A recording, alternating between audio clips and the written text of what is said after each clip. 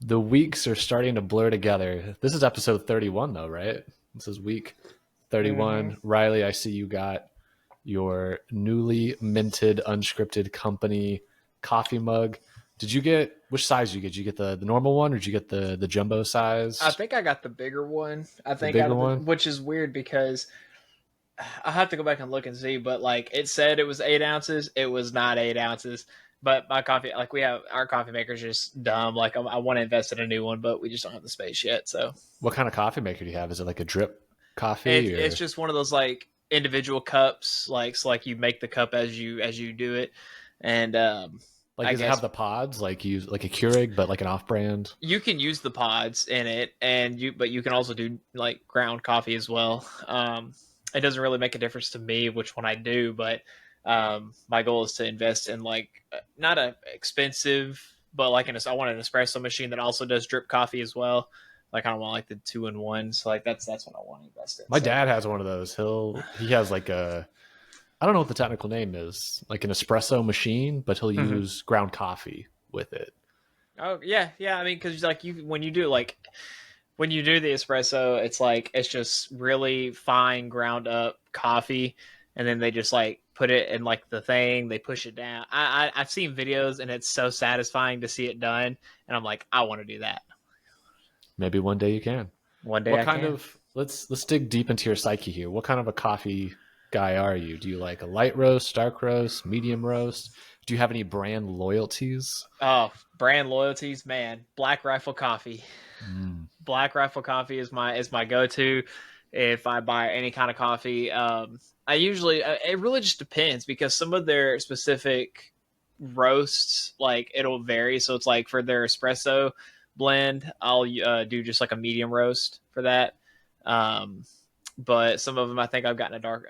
I try not to get too many dark roasts because Dana doesn't like dark roast coffee. She's like a light or a medium, so I'm like, okay, like it is what it is. But Black Rifle coffee is my go-to. I don't really think there's any other coffee that I'll spend $16 a bag on, unless it's like from like a local coffee shop that roasts their own coffee beans. Like I Yeah. may get like something from there every so often, but I don't go out of my way to do it though. No, that makes sense. I'm probably going to be closer to Dana on this one. I like a nice light roast. Usually anything that would be branded as like a breakfast blend or like sometimes Okay. they'll use the words donut shop, things like that. I like the lighter roast. I'll drink a dark roast, but I like to drink coffee throughout the day, and I've noticed I'm able to do that more efficiently if it's not the muddiest of waters. I like to have a little dirt in my water, but not. I don't like that heavy, thick mud in my water. Right. Yeah, no, I mean I've definitely like I wouldn't say like I'm a coffee snob. Like I'm not one of those people, but it's like most of the time, like anytime I go to a coffee shop, like I know what I want. I get the same thing pretty much anywhere, but I only go to like few select coffee shops now because I know that they're gonna do good on what I order versus like I'm like if someone asks me like, hey, you want to meet at a coffee shop? I've got like I think four or five coffee shops roughly and I think two let's see here, two or three of them are in Denton, one's in Bartonville, and one's in Louisville. Ooh, give a shout out. What's your top one? So my top one, ooh, that's tough. Um And it can be two if you can't decide between two. I mean, feel free to shout out whoever you want, but you know, so I like you've been to Zara Coffee, right?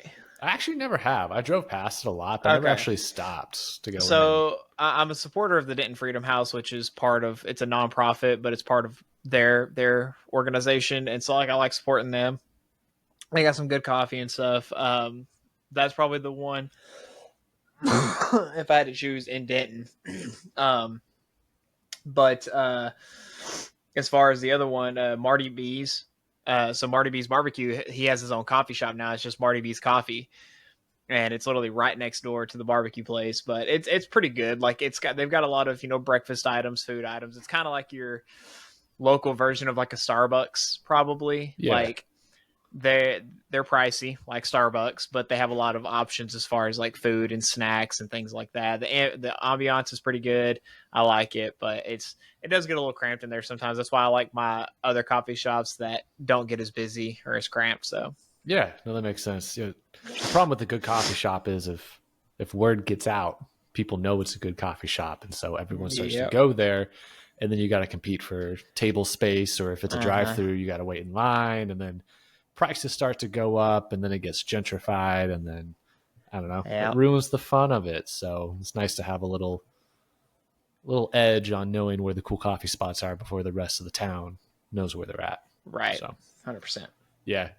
So for those of you listening, you've heard us ramble about coffee for the first 5 minutes, but welcome. This is Unscripted Company. It's a podcast where the name speaks for itself. It's very unscripted, but we do plan on today to dive into a few topics. Some, actually, probably most of them, I think this week are going to be more current or trendy news per se. I know I'm going to dive into some wild Venezuelan gangs that are overtaking one of our fair cities in this great country. I know you want to dive into the housing market, potentially the Great Reset. Is there anything in particular you want to dive into that you want to call out at first? Not particularly. I mean, I'm okay. Just, I mean, I think we could take our time. I feel like we shouldn't have any issues really getting to most of what we have lined up for tonight. Um, but yeah, I mean, pretty much. Again, it's unscripted, so we'll see where the conversation goes. Yeah, man. So I just got back from Galveston. So within like the last 2 hours, I spent the Friday, Saturday, and the first half of Sunday there. Has it been raining up by where you are up in DFW? Dude, so we had like a light drizzle. I think it was like last Wednesday. Was it Wednesday? No, it was Thursday. I think it was Thursday. I don't remember what day it was. We had like a light drizzle, and then that was about it. And then it kind of sprinkled a bit yesterday, but Denton itself has not had any. We're supposed to have rain tonight, tomorrow, Tuesday, and Wednesday. That's what they're saying, but we'll see. Man, so in Central Texas, it's been raining this all past week, like the Monday through Friday. It's Sunday as of recording this. And so on Friday, I was like, heck yeah, I'm going to go see my parents, and my wife's going to come with me. We're going to go hang out in Galveston, which for those of you that aren't savvy on Texas, it's a small hipster little island just outside of Houston. And I was like, you know what? I'm going to escape this rain, go have some fun at the beach for Labor Day weekend. And it rained basically the whole time we were there. Still had a fun time. Got to see my parents, stuff like that. But it's been raining. I feel like all across, I don't know, this parallel of Texas, but it doesn't sound like it's gotten too much rain up by where y'all are at. Yeah, not maybe in Dallas, like a couple of the other areas. Like I will say, it was pretty cool because I was driving across Louisville Lake. You know, like when you see like rainfall, like from a distance, it just looks like it's just a cloud. Yeah. Well, I saw that in a distance, and I was like, oh, maybe I'll end up driving into that. And then as I was making turns and coming around the highway, it was actually heading towards like Grapevine and all those areas and stuff. So I was like, well, it looks like I'm not getting hit with anything. So Yeah. So how's your week been or weekends? Like, what have you been up to? dude, I have been and currently am getting over a sickness since last Monday. What kind of sickness? Are you nauseous? Is it like what's No, going on? it was just a head cold. It was like one of those summertime fever. I didn't even have a fever. Like it wasn't COVID. Um, but like I went to bed Sunday night last week. You know, woke up, my throat was sore. You know, I had a little bit of congestion, and I was like, okay, cool, it's not that bad. And then, and I'll kind of get into it too.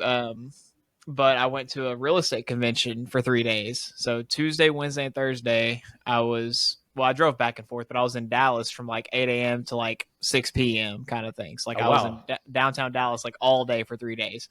And we were in a convention center for the entirety of that day. So it's not like I was moving around a while, but, uh, you know, like I got plenty of rest, everything like that. But then, dude, I woke up Friday and I feel like I just got hit by a train. It all caught up to you. It all caught up to me from those 3 days because this wasn't just like a real estate conference or convention, but like I don't know if you've ever heard of the name Tom Ferry.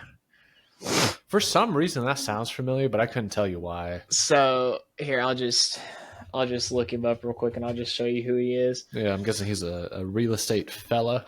So when it comes to like real estate coaching, he is the real estate coach. Ah, gotcha. So a lot of real estate coaches, like they may coach realtors, but like a lot of the new ideas that come out, he like takes them on, like he ends up getting to him first. He's a capitalist, like he capitalizes on the opportunities for certain things. He's a trendsetter.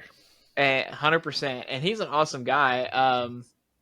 And I'll kind of go ahead and throw this out there, but like I told myself on the third day of the convention, I was like, I want to meet a few new people, you know, some different realtors in some different areas. I want to meet at least 5. I met 4, exchanged contact information, all that kind of stuff. The other thing I wanted to do was I wanted to get a picture with him by the end of the summit. And at the very end of the summit, I was like, I'm not leaving here until I do this. I beelined it for the stage and walked around to the side. And I was the last person that he shook hands with. And I was like, could I get a quick picture, please? He's like, yeah, just make it real quick. And I was like, cool. Got a picture with him. I can't pull it up here right now, but I got a picture with him. And it was cool, you know, like, and I can talk more about the summit later because I'm going to have to based on some of the stuff that I'll be talking about. But it's like the real estate convention to be at. And it's once a year and it's in Dallas. Is it And always in Dallas, or is it like a rotating thing? so he goes to like other areas, but this one in particular is in Dallas because he lives in Dallas. Oh, gotcha. So and like his coaching, which I've thought about doing, it's not cheap. Like for an entire year for just the baseline coaching, it's like $8,500. And then what's all included with that? And not to say this is like an advertisement, but I'm curious. Like that's a lot no, of money. no, 100%. So, But I guess also at the same time, I know I just cut you off. Like before you dive into like what that is, I guess at the same time too is if you can sell one more house, that essentially pays for it, right? yeah, and the way that so there was a lot of people that came up and talked, and a lot of these people that did his coaching, they only like to put it in perspective, like 1 year their business they would sell like 20 homes, and let's just say they're a team. Let's just say that they're a real estate they head up a real estate team. They sell like 30 homes total as a team for that entire year. Well, doing this coaching and doing it for your whole team kind of thing, they shot from 30 homes to like 200 plus homes. And like the GCI just shoots like way up. The volume shoots way up. And I've thought about doing it, but it's not like I necessarily feel like I need to right now. If I can just implement a lot of the stuff that I learned from the convention and actually have the discipline to do it, Yeah. then I feel like, you know, I could definitely be in that boat. But it's like you get one-on-one coaching calls with a real estate coach from his staff. You get access to certain events. You get access to masterminds, and the higher tier that you do, the more stuff that you get for each one. So like the elite coaching, it's like $14,000 for the entire year.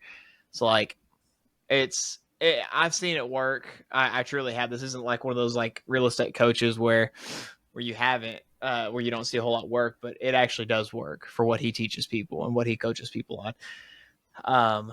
But yeah, so like after that, it was like I said, it was fun, and then now I'm pretty much I'm still recovering, but like I feel better than what I have felt the entire week.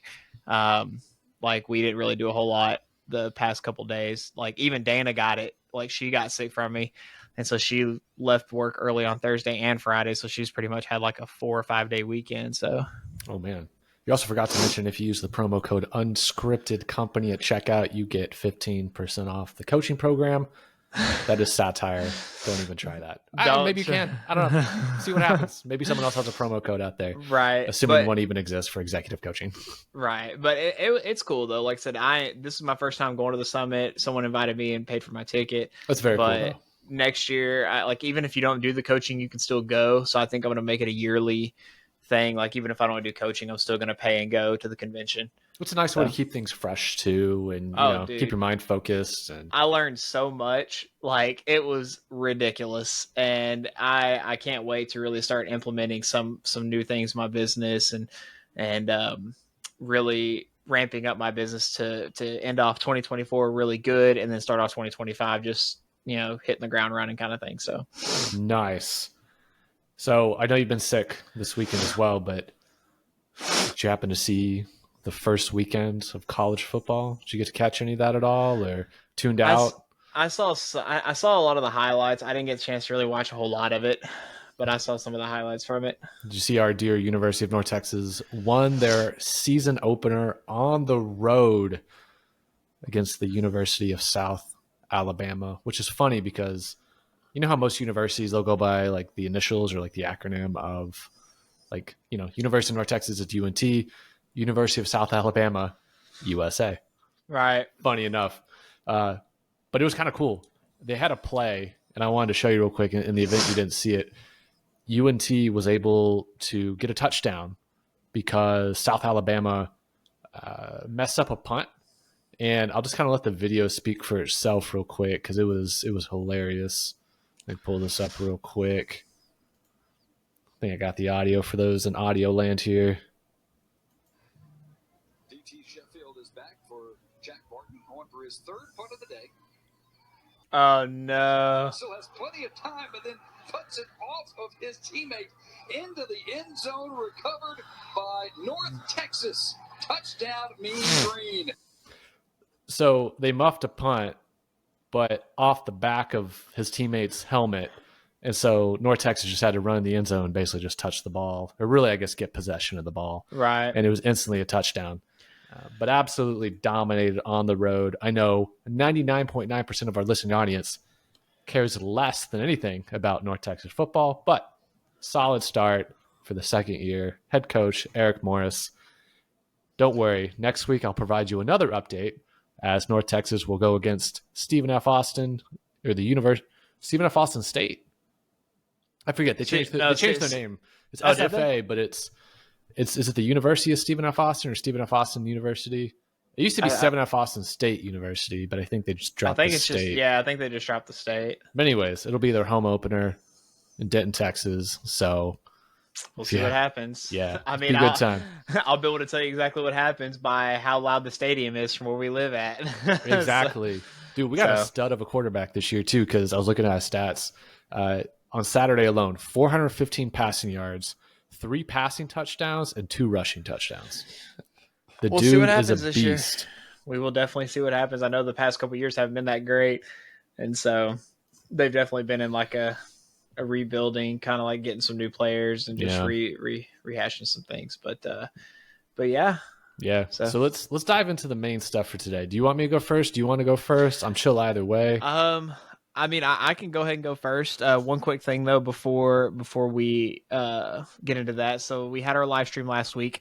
For those of you who tuned in, it was a good live stream. We're still tweaking things as we go along, but we definitely want to try to get some information out to people, have a good time in front of more people. So just for those of you who tuned in last week and the previous weeks before that, we are planning on doing a live stream every 5th episode. So for this episode and the next 2 episodes or 3 episodes, they will be previously recorded, but starting on every 5th episode, we're going to be doing a live stream. So we just kind of want to put that out there. But if you guys really like the live stream outlook on things and you like the being able to interact with us a lot more, we do appreciate the support on all that. So definitely always a fun time. I think it's fun because you can interact with those that listen live in the moment rather than just, hours, days later in the comment section, which is always welcome, but 100%. It's always fun to do it live.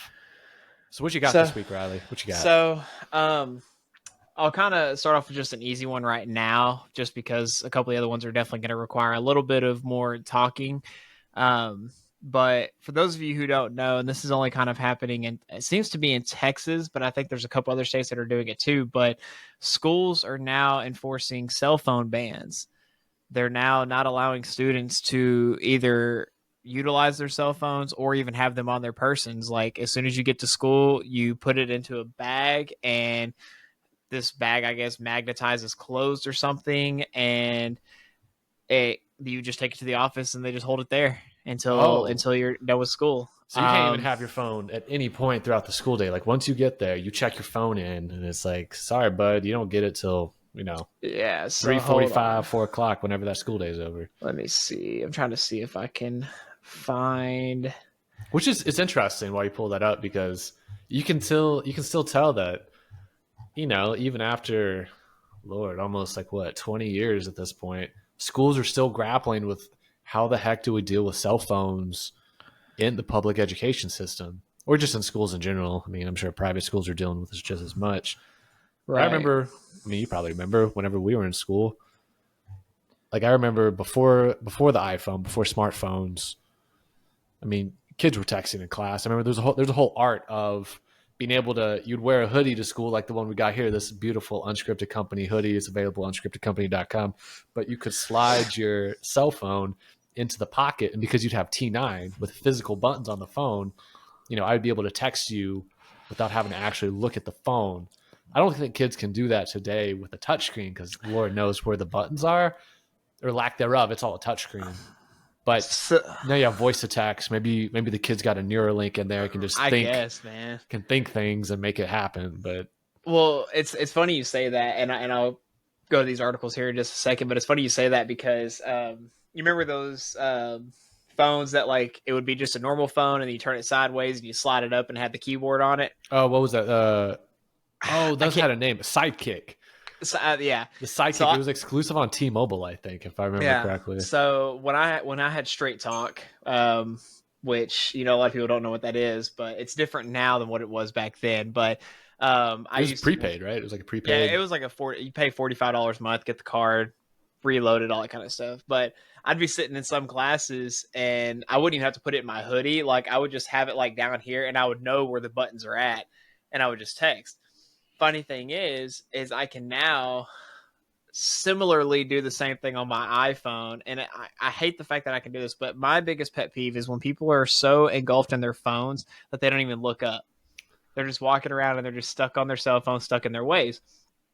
I, on the other hand, will walk straight ahead, eyes looking in front of me, and I'll just be sitting here just texting, and I'll hit every single key that needs to be, or every single button that needs to be hit, and I'll get them all right. So for me, that's interesting. But so what I'm hearing is you're so addicted, you've memorized where every single touch point is on your phone screen. I wouldn't say I'm addicted. I'm just extremely organized because of my business. Yeah. So no, I'm just giving you a hard time. I get it. So yeah, I'm gonna actually go. I'm gonna get on. It's on Austin American Statesman. Oh, local newspaper for me. It's local. Oh, is it an Austin area school district that's doing this? There's a couple school districts that are doing this. So I'm gonna start this video over. East Bay campus will discover what it feels like to be cell phone free all day. Oh, that's going to be interesting. KTVU's Ali Rasmus here now to explain this new policy. Good morning, Ali. Good morning, Dave and Pam. That cell phone free policy goes into effect today here at Mount Diablo High School. It is the first day of school for students here and district-wide, but starting Diablo High School to this campus will have to put their cell phones in something called a cell phone pouch. Take a look. You just slip your cell phone in here and you just lock it there, and it's completely secured for the day. Students are able to hold. That's a demonstration video on YouTube from a high school in Massachusetts that uses the same type of cell phone pouches. They're called Yonder pouches. They have a magnetic locking system that can only be unlocked at the end of the school day using a special device. It's part of an effort to get students off their devices and start interacting with one another, engaging in the classroom, eliminate some of the distractions and the stress that comes with constantly looking at your phone and social media. Yonder bags are used in more than 2,000 schools across the U.S. and in 16 different countries. Mount Diablo Unified is not the first Bay Area school district to use them. San Lorenzo High School started using them in 2018, and high schools in the San Mateo Union High School District have been using them since 2019. Now, the school board president here at Mount Diablo Unified tells KTVU that the district piloted that Yonder Pouch program during summer school last year at Olympic High School. That's another Mount Diablo Unified school district high school. They liked the results so much that they decided then to expand it to other high schools in the district, including Mount Diablo High School. And that new policy goes into effect here today for the first day of class. Live in Concord. All right. So quite a bit to unpack there. Two hot takes real quick. All and then right, definitely back to you. First thing, Diablo High School. Or Diablo Unified School District, whatever that was. Heck of a name. That sounded like maybe it was someone's last name, so I mean maybe it's kosher, whatever. Second hot take. Whatever that Yonder company is that created this pouch, they just made a ton of money. Because I heard it said they were in like a ton of school districts, probably even outside of Texas. And I think they probably charged the school at least $5 per pouch. And if you got like 1,000+ kids at these schools, ooh, that Yonder company for just giving them a silicone pouch with some silly magnetized lock on there, they are swimming in cash. So okay, I'm trying to figure out how to like really kind of go in order on this, but so my issue, so I have some positives and some negatives for this. Okay. Let's start off with the negatives. The fact that school districts are wanting to pay money to keep kids off their cell phones rather than actually making school more enticing for students to learn in, rather than just, because I don't know about you, but when I was in school, some classes were boring, granted, but they at least made it fun to learn. You know, like a lot of teachers actually made it enticing and made it fun to want to learn. Now, the other side of it is when it comes to students and staying off their cell phones, I get it. Social media is a dangerous place to be, especially if you're a young kid. You know, you don't want to just be wrapped up in social media. It's not fun. You know, like you see things on there, like people can get, you know, mental issues from, like, there's just different things that happen, you know, like you get depressed from seeing things on there. You want certain things, you can't have it. Yeah. You know, social don't forget media to like and subscribe. Yeah, but right. Yeah, just I'm kidding, but go ahead. But so it does do them some good to stay off there. Now, at the end of the day, I feel like it shouldn't be the school's job to keep kids off their phones a lot. I feel like the parents should definitely have a say so, like in screen time of, like, even if you're in high school, it does not matter, but like a screen time limiter that will allow you to be on social media apps for a certain amount of time. Once you hit that limit, you're done for the day. Now, with the whole parents thing, I feel like, and principals and administration will say, like, oh, you could just come to come to the office and use our phone, and we'll be perfectly fine with that. You can call your parents if you need to. But it's like, what happens if you have, like, you know, just so happens like 10 kids all at once that need to call their parents? Like, you know, like, you want to have them all waiting for one person to be done for, no, like, what if there's an emergency? Like, I hate to bring this up as an example, but like, what if someone's got a gun in the school? I'm just saying, like, you know, I'm not saying response time is down, but I will say there's a caveat to that, because there are some schools now, I don't know how many, that are actually enacting like teachers carrying firearms, and they're actually enacting like an actual security measure, like of having not just campus police officers, but having actual security companies that are out there protecting the students. You know, but again, I see the point there. But I just don't like the fact, though, that, like, you know, are they forcing students to do this? Because there was a picture that it showed. I don't see the picture now, but it was on here. But it was like, some schools aren't necessarily making students do the whole like pouch thing, like to magnetize it to keep it shut. But instead, each classroom has, like, you know, like those little pouches that put calculators in them. Yeah.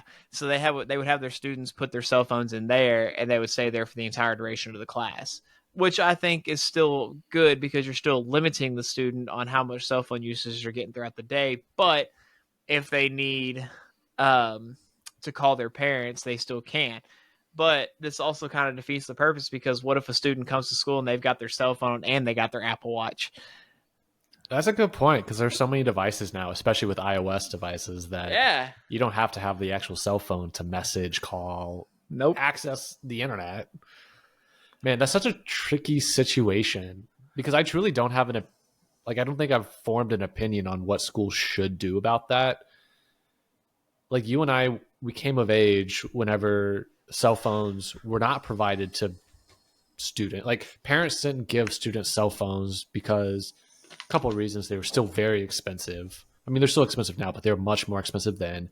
Smartphones really hadn't either come out yet. The iPhone wasn't released yet, or still the early days, so they're heavily overpriced and kind of not accessible to the common person yet. Right. But also, they weren't viewed as commonplace as they are today. No. And so I remember, like you remember, there were grades of school that we were in where no one had phones, and then there were some where everyone started to have phones. And I see phones as being a huge distraction, but at the same time, I don't think the school should revoke the student from having the phone on them just because it is their property. Like, there's no other item I can think of that a school outside of items that have to do with violent acts of whatever, there's no other item that a school would say like, hey, we're going to collect this, or hey, you cannot bring this. There's no other electronic, like a laptop. They're not going to, obviously you're not going to whip a laptop out in the middle of class if it's not expected, but Right. I don't know. So I'm on the fence of, I don't know what's right and what's wrong for a school to do here. I like the idea of, because I remember, I think I had some classes, because this sounded familiar, how you mentioned they'd have the pocket organizer where, when we were growing up, they put, was it TI 89? TI 80, the TI 83, 83, the graphing calculators, yeah, the Texas Instrument calculators, right? But now they can use that as like a cell phone pocket where it's Right. the honor system. You put it in there when you get there, because from my perspective, you just don't want kids. You don't want them texting throughout class. You don't want them, and I think it's a distraction too when someone doesn't have their phone on silent. And you just hear the dings from just apps, like social media apps, the ESPN app. If you hear the da-na-na, da-na-na in the middle of class, that's a little distracting. But also, you want to know that CD Lamb got hurt and he's not going to be able to play. You want to get these notifications. I can't remember where I saw it at. Oh God! If you have anything else that you're gonna, so there's this picture that this teacher did. She did a survey in the middle for all of her classes throughout the day. Okay. And she made a list. She did texting, Snapchat, Facebook, Twitter, Instagram, like whatever it was, because a lot of them have their own specific notifications. But even then, every time a student throughout one of her classes during the day got a notification for one of those specific things, she would have them go out there and just, she would tally it at the end of the day. I'm sure that's some scary statistics, how much or how many notifications came in for that. I have to see if I can find the photo. Let's see. Maybe here. give it a quick Google. Google like teacher notification survey, classroom. Oh, that's got to be crazy. That's one of those things where, like, I've thought about that throughout my own day. This right here. I found it. Oh, what do we got? Literally did not take that long. Nice. Let's see here.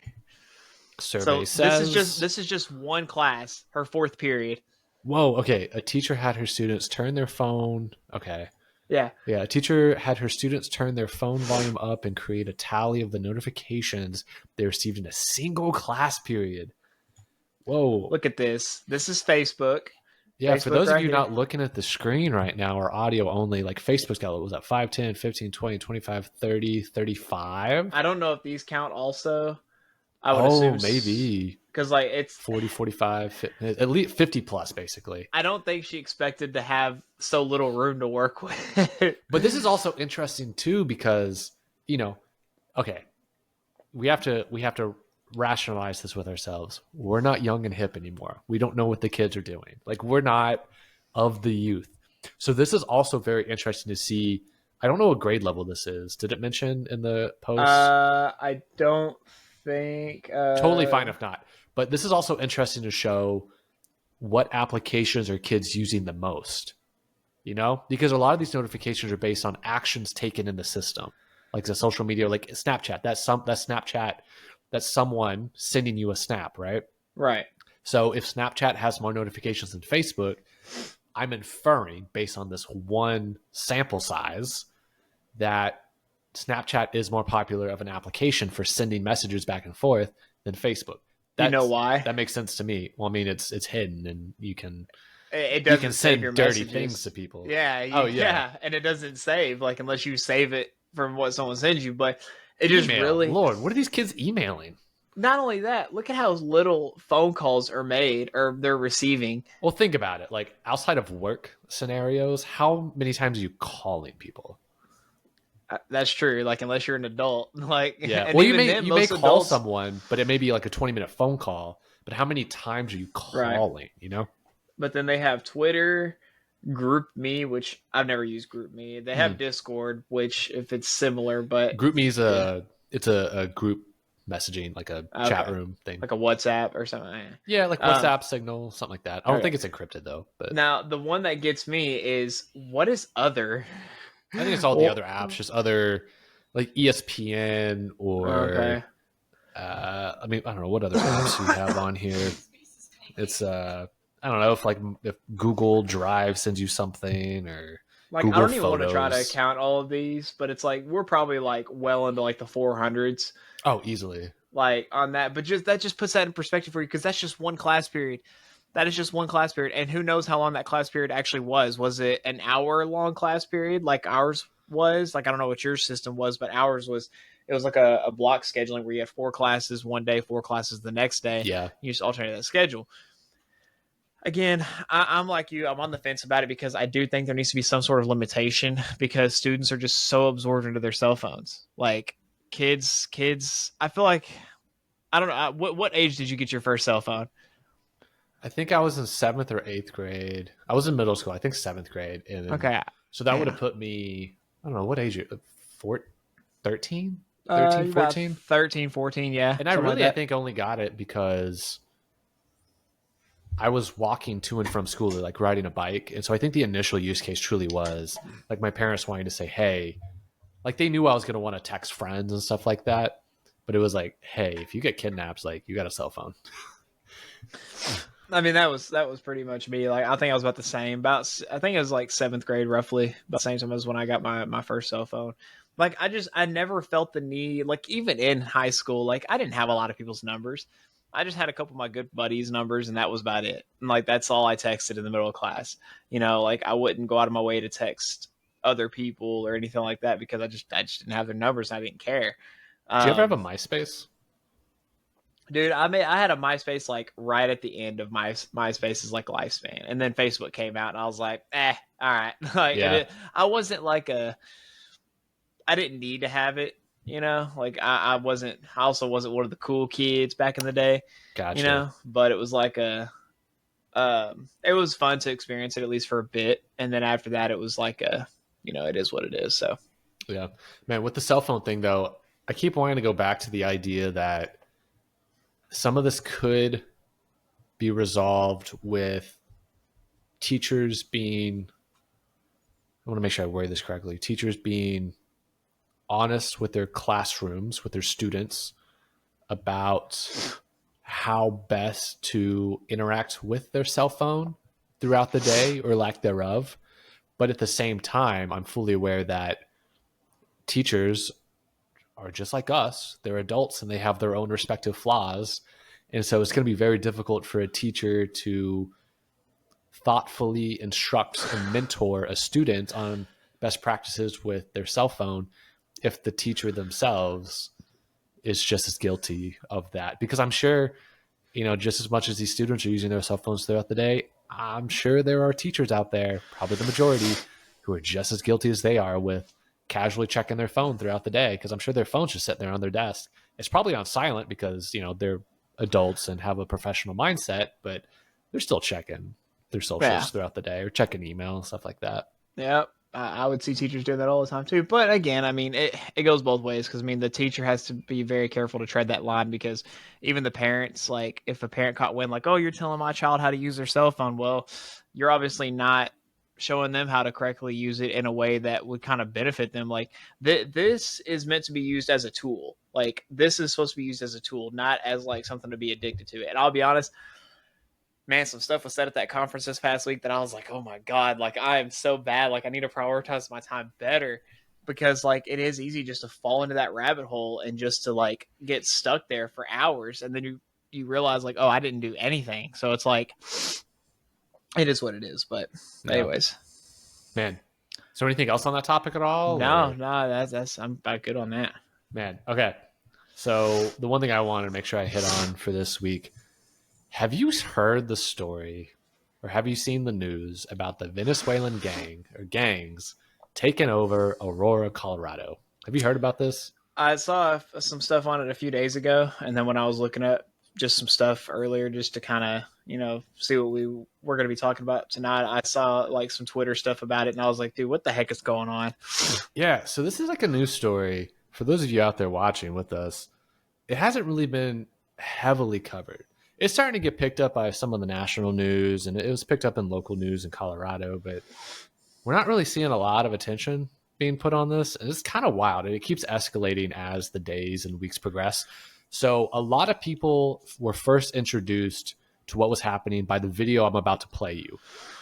A lot of people had very similar videos explaining what was happening, but this was kind of how I first heard about this about, I don't know, a week and a half, 2 weeks ago. So let me play this real quick. It may have some language. I don't know, but we're all adults. If I told you this was happening in 2024, would you believe me? Let me tell you how crazy this is. In Aurora, Colorado, there's a Venezuelan gang that has taken over 2 apartment buildings. I kid you not. The landowner has contacted the local authorities. They said there's nothing they can do about it. That's squatter laws, bro. I kid you not. Look this up. Number 2, he went to the FBI. They said there's nothing they can do. And he even went to the marshals, y'all. And this Venezuelan gang has taken over the apartment building. They're charging the tenants inside rent money like they're the landlord. Meanwhile, the real landlord can't get these people evicted. All the people that's leaving the apartment buildings, as soon as they leave, these Venezuelan gang members are just moving in more gang members to a point where they are taking over the building with guns. It's no more security there.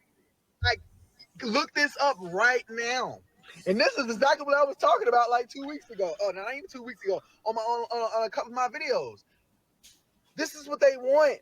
Attack within. Y'all better stay safe. Y'all better stay safe. This is what they want. For the country to be attacked from within. Black people versus the brown people. Let them fight it out. Y'all better stay safe. It's getting crazy out here. Because it's going to get to a point where it's going to start affecting you. You may not live in Aurora, Colorado, but the fact that it's happening, man, this is crazy. Y'all better stay safe. So that video started to really pick up and circulate, and I was like, oh, this is wild. So I had to start looking into this because, like, okay, like you see videos of people talking about stuff going wild, and you're like, all right, whatever. It is what it is. So I got a couple news articles and other videos that will to kind of elaborate on what the heck has been going on in Aurora, Colorado.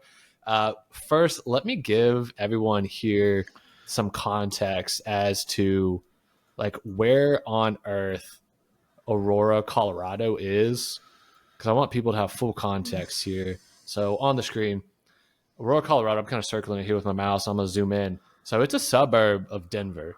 And just for some context here, Denver is a well-known sanctuary city. So what does that mean?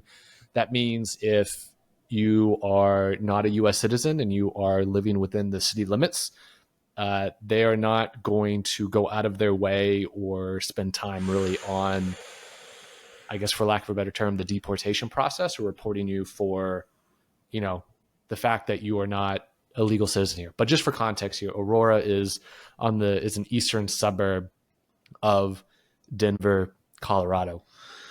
So what exactly is going on in Aurora? Let me throw up an article here to give us some context. So this is from Zero Hedge. I like Zero Hedge because they'll throw in some Twitter posts and some other stuff that will give us some context here. So headline says, living in the third world. Armed Venezuelan gang members roam Colorado apartment building.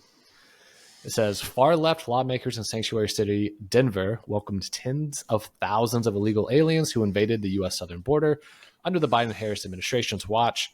Now, the Denver suburb of Aurora is in turmoil as the Venezuelan prison gang Tren de Aragua roams the streets armed with rifles and pistols, transforming parts of the once peaceful metro area into a third world-esque state.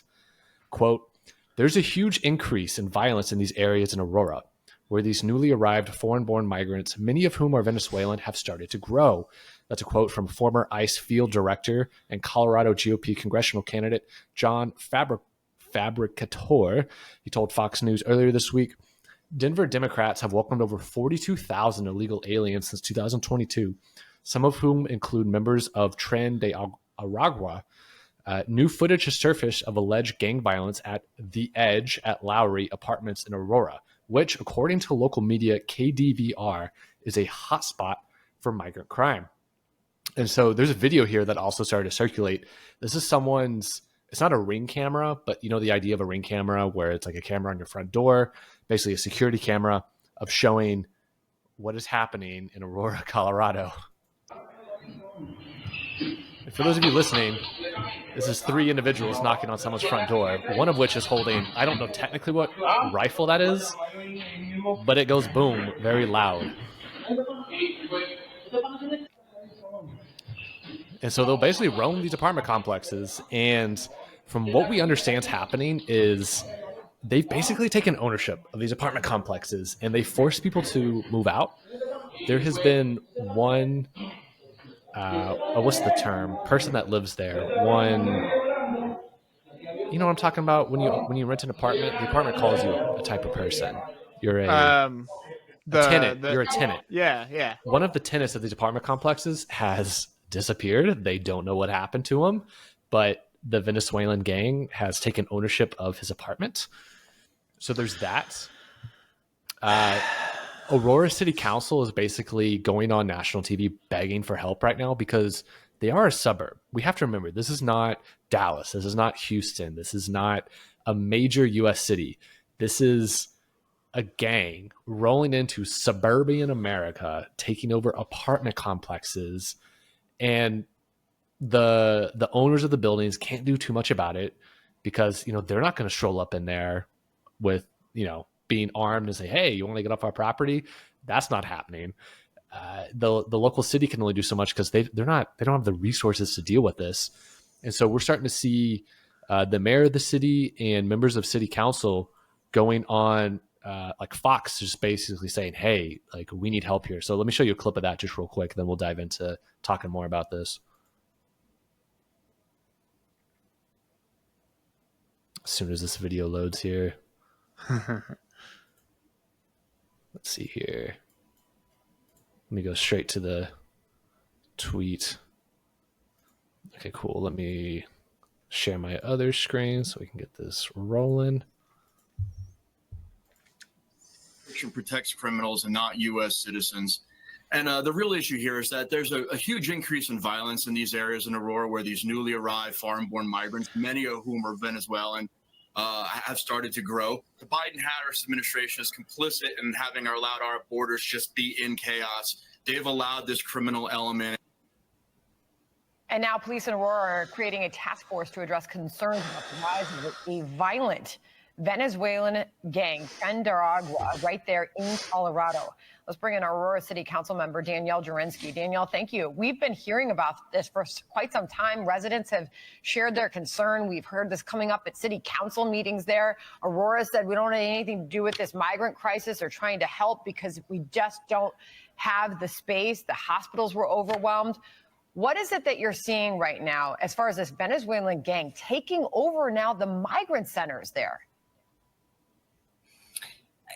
It's unreal.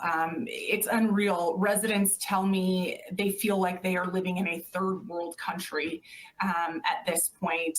They are going block by block. They are going apartment complex by apartment complex. They are taking it over. I think the city doesn't really know how to handle it. So the city is burying certain properties that have been taken over by this Trendy Aragua gang, burying them with code violations and playing it off as if this is just complete code violations. But this gang, they are marking their territory. They are putting up their gang-related graffiti on the blocks, on the areas that they have taken over. And quite frankly, I have heard too many stories from too many property owners, business owners, and residents to think that this is anything other than a complete gang takeover in parts of our city. Like, what are you hearing from them? So say the business owners, for example, what have they been experiencing? Break-ins, violence, kicking doors in. I had one property owner tell me that a tenant literally vanished from their property to this day. They don't know what happened to that tenant. His phone was shut off. They had not collected rent. They went, knocked on the door to get into the unit. The Aurora Police Department had to come let them in the unit, and the whole place was filled with guns, money, and giant barrels of gasoline. I am being told that they are running a black market for gasoline. And again, like I said, to this day, Is this not crazy? Like, I can keep playing this video. There's still like 3 minutes left of it, of her talking about what they're experiencing. But this is not hyperbole. Like, there's literally a Venezuelan prison gang that has taken over suburban Denver and is owning apartment buildings and like running underground gasoline trade and making people disappear. See, okay, so I've got, oh my gosh, so here's my thing, okay? I'm going to debunk every single anti-gun person in the country with that video and with everything that we just talked about right there and everything that you mentioned right there. Wake up, people. They are literally coming from another country, kicking people out of their own homes, kicking our own people out of their own homes and taking them over. I can tell you right now that if something, let's just say we're in the middle of this podcast right now and someone just comes banging on my door trying to get inside, trying to like take over my apartment, you would see me getting up from this chair and going and handling my business and then coming right back over here and sitting down. I'd call the cops, be like, hey, y'all come handle this. I took care of it. Just come get them out of here. And then I'm coming right back over here and I'm jumping on this podcast and I'm continuing on. I cannot fathom enough to people that, listen, I get there are people out there who are just like, hey, guns are bad. Okay, well, here's the thing is, Colorado, I don't think is a gun, like, they have gun laws that you have to follow, but they're not like an open carry. Like, they're more of like a blue state than they are a red state. And that's okay because they still have gun laws that allow you to still conceal carry in that state. But think about the citizens in those apartment buildings that didn't have firearms that could have protected themselves if they wanted to, but because they're anti-firearm, now they got booted out of their houses, and now we have no idea where one person's at. He could be in South America for all we know, you know? And it's like, and what was it, that one thing someone said on one of those videos that was like, we don't know what to do. I'll tell you what to do. Put them back on the buses and ship them right back down there. How hard is that? I feel like this is you right now. So this is an American bald eagle. It has "Welcome to Texas" in the background. It says every Texan just waiting for a Venezuelan gang to show up on their property. I'm telling you. This is Riley basically just like, I'm ready. Try me. Like, and I don't mean that in like a funny way, like, oh yeah, like I get to harm somebody. Like, no, it's you're protecting your homestead. 100%. Like this, it may not be a house, it may be an apartment, but still your home. It's still my home. I worked hard for everything I have in here, and if you want what I have in here, you're gonna have to take my life to get it. Yeah, you signed a lease. It's your right to be there. So I do not care, and I'm probably one of the only people at this apartment complex that may or may not own a firearm, and I mean, if I could help everyone, I would, but I unfortunately cannot. What I'm hearing is Riley's going to become a tribal king of that apartment complex when times get hard. I'm going to put like walls up around the entire thing. It's like, yeah. But it to me, it blows my mind how they're, why. This is probably going to sound, this is going to sound bad in a way, but it's like, why do we still have sanctuary cities? I think it makes people feel warm and fuzzy inside. I mean, I get if you actually come from like, if you're like a refugee and you're coming from another country and like you're not here to cause harm, but you're just here to actually escape a horrible life. I get that. But man, go ahead and play the video. I have no idea what happened to that man, to their tenant. Just reading through the what we know about Cookie Monster. I'm sure you've heard about this local gang leader by now. This is according to the reporting in the New York Post. This person has set up operations with the other gang members there in Aurora. So what they're throwing up right now is this this gentleman who goes by the Cookie Monster, and it shows 3 different events. So November 2023, allegedly took part in a brutal assault at Fitzsimmons Place apartment complex in Aurora. March 2024, was arrested and charged with several felony assault charges, but bailed out of custody and failed to show up in court. And then July 28th, 2024, arrested for allegedly carrying out a shooting at the same apartment where the previous assault occurred. This person allegedly took part in a brutal assault at an apartment complex. I also didn't realize you're about to read off everything I just read off, so we're going to hear this all again. There in Aurora. In March 2024, was arrested and charged with several felony assault charges, but was bailed out of custody and failed to show up in court. July 2024, just a couple months ago, arrested for allegedly carrying out a shooting at the same apartment where the previous assault occurred. One of your biggest points is, and we've heard this from others, is that Denver initially downplayed the concerns about this gang takeover. Where's the city now on this, and what are they doing about it? I mean, we've heard that the Venezuelan gang has green-lighted their members to attack police when confronted. That's right. And Denver remains silent on the issue. Our governor remains silent on this issue. But the city of Aurora, we are taking a very different approach. We are trying to expose everything that we can. The Aurora Police Department just formed a gang task force. Suburbia America is having to have their local police force create a gang task force. That's like unheard of in this country, unless you're like a suburb of, I don't know, Southside Chicago or something like that. I just don't understand how. Okay, first of all, ICE is a federal government entity, so it's like, why are they not going up there doing anything about this? Like, unless they just don't have enough people to spare, and I get that because they're probably all down at the border right now. That's cool, that's awesome, but it's like, how are people allowing this to happen? Why are the citizens themselves allowing this to happen? Like, what blows my mind is like the people who aren't being affected are like, oh, I'm not being affected. I'm just going to turn and look the other direction. Like, I'm not here and paying it. No, like, these are your own people. It's like, if you were in trouble, you'd want someone to help you out too. I've heard of this Cookie Monster and that he is the shot caller for this gang in the area. I have visited many of these properties. One time I stepped out of my vehicle and an alert whistle, this is how they're communicating, by whistling. An alert whistle happened and I very quickly had to get back in my car. They have people posted all around different properties, up and down different blocks. They're watching, they're communicating. This is no less than a complete gang takeover. I have heard of this Cookie Monster. I have heard he was arrested, and the fact that he is back out on the streets is an epic failure to the people of Aurora and the entire state of Colorado. So that's a failure of the justice system. Oh my gosh. Like, how do you know this man committed these crimes and you're like, all right, we're just going to let him out on bail? Like, yes. And there's one other video real quick. Let me throw this up. Like, they're also just like running amok and acting a menace in Aurora, Colorado. So this video definitely, there's probably a couple N-words just thrown out there, but it's a very authentic look. This is in front of a Target. Good old Target. This is in front of a Target. Nigga, the Venezuelans is taking over. They just jacked them? Oh, I mean, these niggas is out here tripping. There's a bunch of trash all over this parking lot. There's cars that have been jacked. There's like debris all over this parking lot. Y'all are on bullshit out here. The guy filming almost gets ran over by a car. Yeah, they're tripping.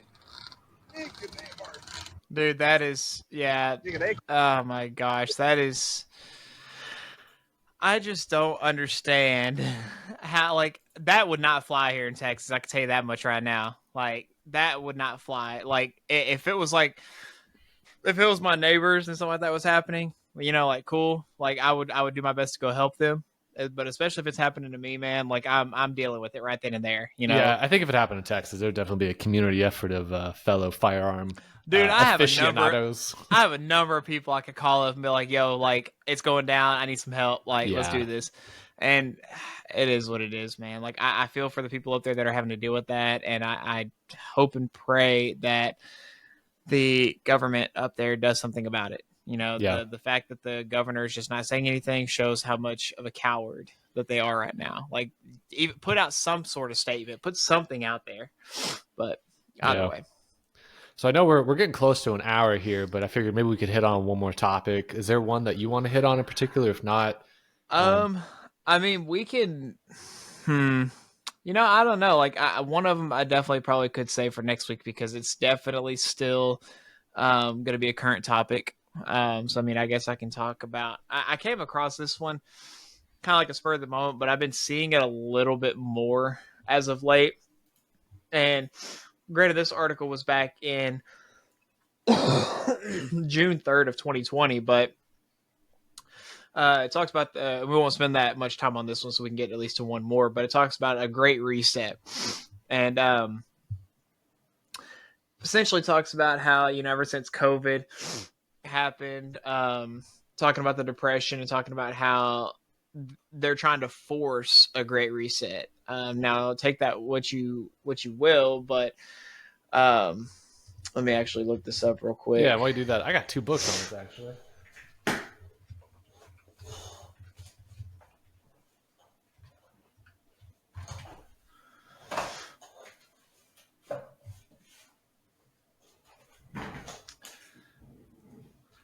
running over my headphone cord with No, my. you're good. computer chair. So the whole thing about the Great Reset is it was launched in June of 2020 in response to economic and social conditions stemming from COVID-19 pandemic. The call to action plan encouraged governments to steer markets towards fair outcomes for societies, to rethink capital investment in order to help advance common goals such as sustainability, and use technology in support of society's best interests.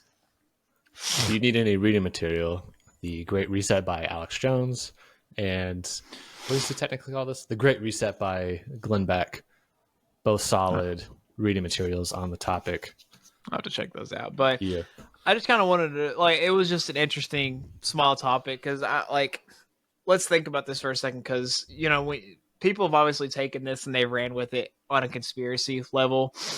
We're not going to go that far with it tonight, but I just kind of wanted to touch base on this because did we really experience, or are we on the verge of experiencing some sort of reset? You know, like, have we already experienced something similar to that, or are we on the verge of doing so? I think we're on the verge of it. It all depends on what you view as like the definition of a great reset.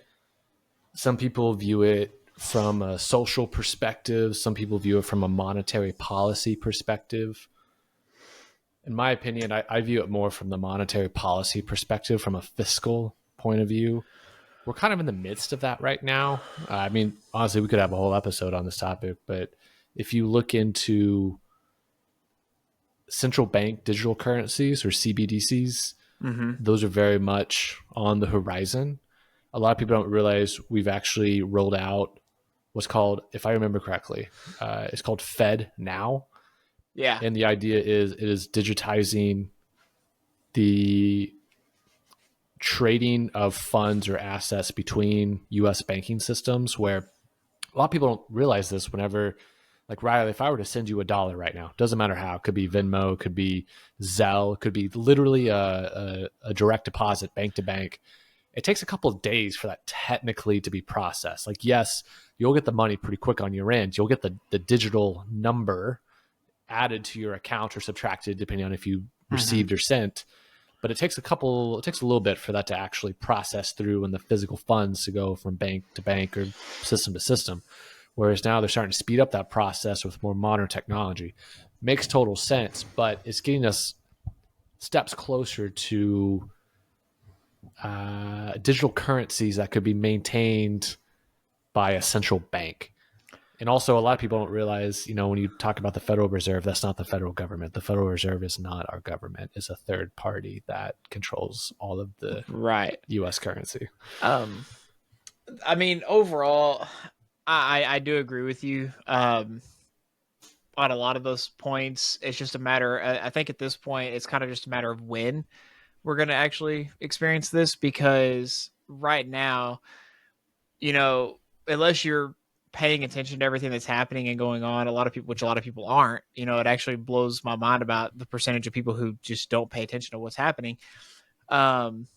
It kind of shows that, you know, if we're not careful, there's going to be a lot of changes that are going to happen that's going to affect a lot of people drastically, you know. And I know there's a lot of people nowadays that are using more cash than cards, and I respect that. Unfortunately, we live in a society where that's just not possible to have a use of an abundance of cash rather than just having a debit card, you know. And obviously, you know, the goal for a lot of people is probably to have cash and also have money in the bank as well, so that in case the banks go down. But I will say this though, if you live in an area, and I learned this too, but if you live in an area and it's a community that has small, like local banks, like small scale banks. Talk about credit unions?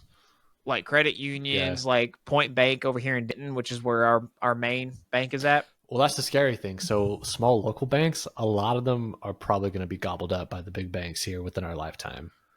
So like most of those bank failures are those small regional banks. Point Bank has been around since 1940. No, yeah, I think it was like in the 1940s or something like that. The very first one was opened up in Pilot Point, and that was the original one. And I know, now but most of those other regional banks that also failed and were bought up by, you know, everyone else, they all did start in the early 20th century too. That's the scary part. I know. Yeah. But if it ever happens, then obviously we'll be notified, and then we'll probably just move to a different bank. But I like the smaller local banks because, for one, I see a lot of the people that work there, so I'm getting like firsthand knowledge about what's going on, what's happening, things like that. And so having the word out there to more people, to having those banks stay open more, and having a like an actual like sustainable business is what matters. But my question is, do you think having a great reset would be bad? Like, it depends what your definition of bad is, and to who is that definition bad to. Like, yeah, it's bad for the. I wonder if I can use an analogy to this. Explain. Have you ever heard about the process of, if you put a frog in a boiling pot of water, the frog's going to know it's a boiling pot of water, right? Right. But you put the frog in a warm pot of water and then you let it get to a boil, it never knows it's at a boil. It just dies. It never realizes that, like, oh, it's getting too hot to survive, and it just dies. There's also another similar science experiment where if you put a mouse in like a pool of water and it has to tread water, it'll tread water. And then let's say if you rescue it, it'll remember, oh, if I just tread water, I'll eventually be rescued. So if you put it back in there, it'll tread water and it'll eventually die if you never rescue it. But it has that thought of like, oh yeah, I'll be rescued. So that's so sad though. It is. It's very sad. But think about this. So banks have FDIC insurance. So every bank account is federally insured up. I think it's $250,000. $250,000. Yeah. So you're assuming if a bank fails, your account will be protected by the federal government up until $250,000. We've never stress tested that. I don't think so. How do we know? Like, so we actually have scenarios where we had a lot of regional banks fail earlier this year in the tail end of 2023. It all started with Silicon Valley Bank, and it was a contagion effect where a lot of other banks failed in process of that. Right. There are some people who still have their accounts frozen and haven't gotten their money back yet. They eventually probably will, but they haven't yet. So you imagine having $100K sitting in the bank fails, it's insured, but it's been, 8 months and you still don't have that money. And that's why you never put all your money in one bank. In case something happens, you have access to funds elsewhere, and you know that you're going to be good. We have 2 banks, probably going to be more at some point, but we, obviously once we start investing and things like that, but, over time, it's always good to just have more in different areas. Don't have it all in one bank, essentially. Yeah. So. Now I'm here to be the boogeyman. Let me play devil's advocate here. Oh God. This is a headline from Bloomberg in June of 2024. More U.S. regional bank failures may be coming. More U.S. regional bank failures could be on the way, thanks to what Pacific Investment Management warns is a very high concentration of troubled commercial real estate loans on their books. Quote, the real wave of distress is just starting for lenders to everything from malls to offices, says PIMCO's John Murray. Recent turmoil has been particularly felt by regional lenders, which boosted commercial real estate exposure that, in many cases, is now worth only a fraction of their value at its peak. Smaller banks have continued to worry investors ever since last year's mini collapse. Earlier this year, New York Community Bancorp slashed its dividend and stockpiled more cash for potentially bad loans, sending shares into a tailspin that ended in a capital injection, which means that basically, like, they needed money or else everything was going to go bottoms up.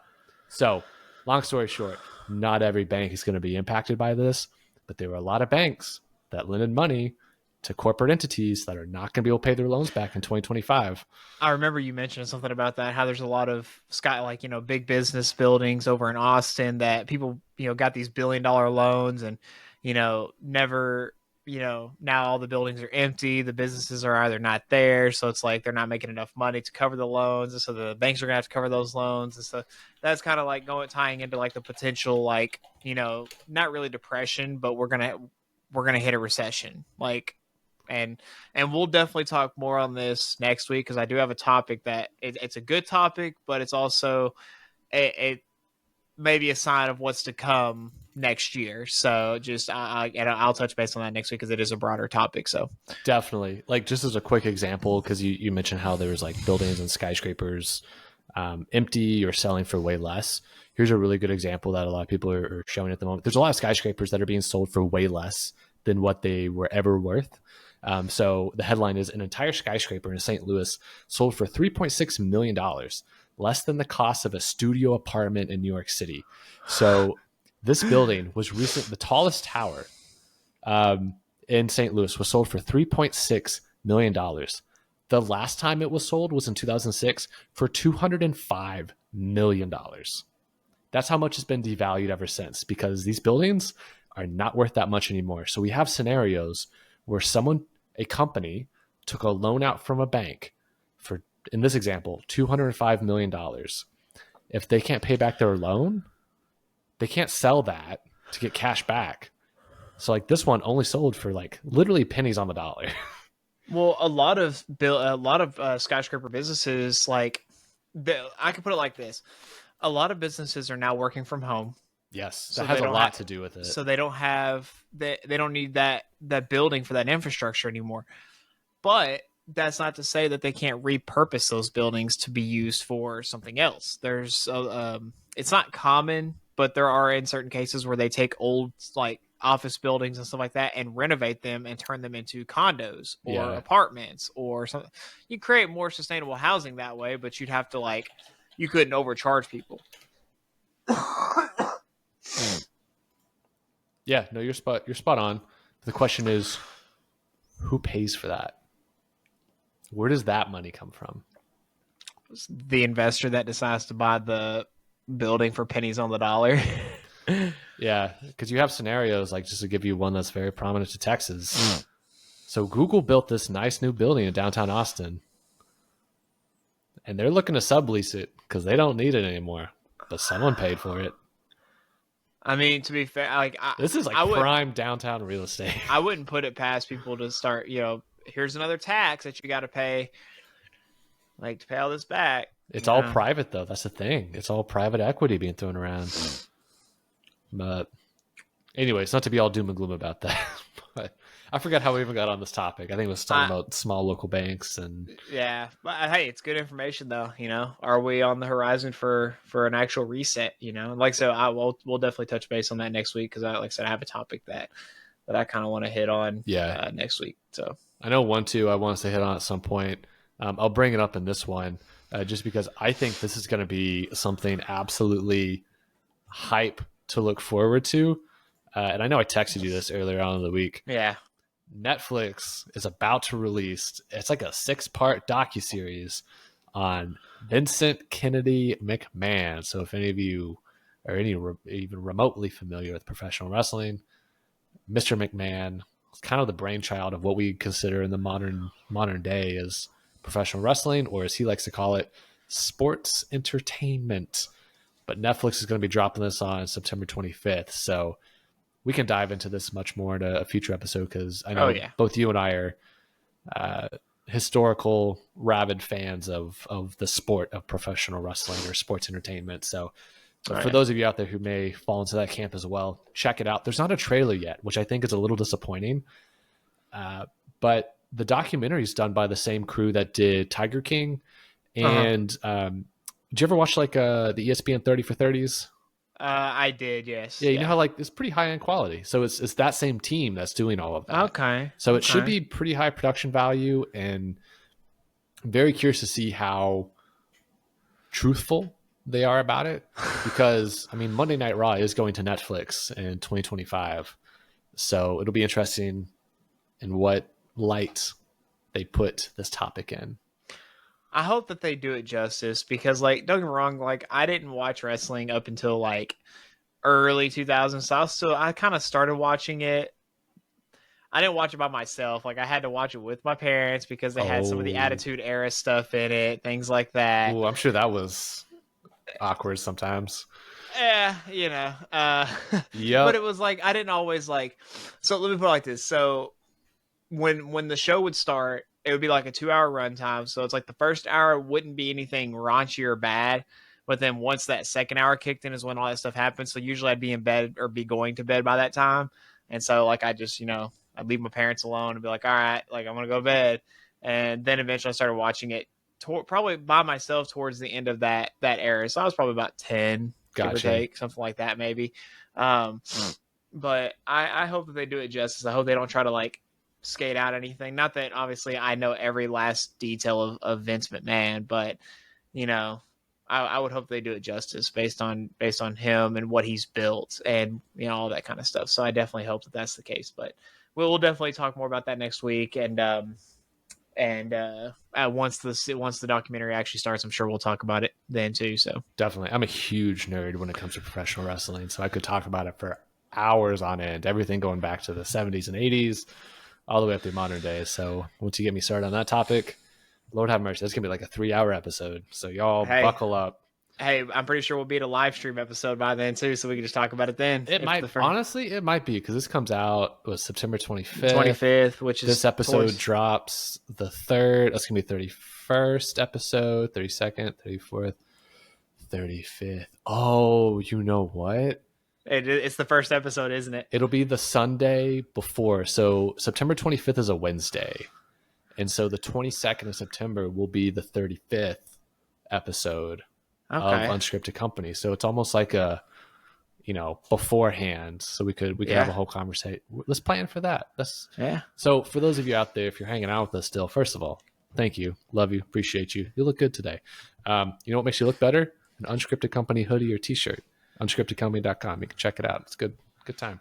We also have a newsletter, which I realize I don't push it that much in there, but I see those of you who subscribe via email, and shout out to you. Appreciate connecting with you every Tuesday afternoon with the newsletter. Where was I going with this shameless plug? Oh yeah. Don't forget to like and subscribe. Give us a thumbs up. If you haven't followed, subscribed, whatnot, why haven't you? All the cool kids do it. So join us. Why not? Do it. Peer pressure. Just do it, at the end of the day. No, we definitely appreciate all the support. We appreciate everything that everyone has shown to us in starting this endeavor. We enjoy it. We have fun doing it. And we just enjoy just creating good content, good quality content for people out there. And so, yeah. Well, as always, Riley, I'm going to leave you with the last words of wisdom. What do you have for the good folks out there in the Unscripted Company? What you got? Always be sure to protect yourself. Again, as we know, as we just recently talked about with the Colorado stuff, you definitely want to, just be careful of your surroundings. I know, again, kind of going back to the cell phone thing, we get so tied up in our own worlds that we don't see what's happening, but there's so much happening around. So just be aware, be mindful, do some research. It never hurts to do research. Protect yourselves. Keep your eyes peeled for everything, including a great reset, because again, we never know what's going to happen. And that's really all I got for this week. So till next week, everyone. Adios.